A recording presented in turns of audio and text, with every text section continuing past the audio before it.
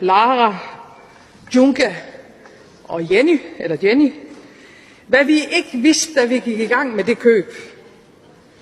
Og det skal man jo ikke grine af, det her. Det er jo, at Ramboline, altså den ene af elefanterne, også havde en ven. En bedste ven. En kamel.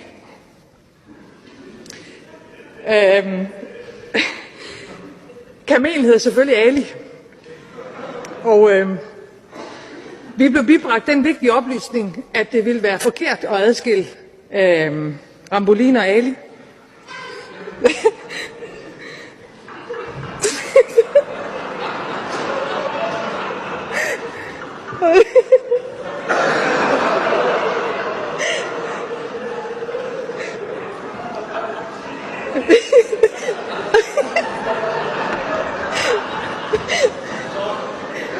Og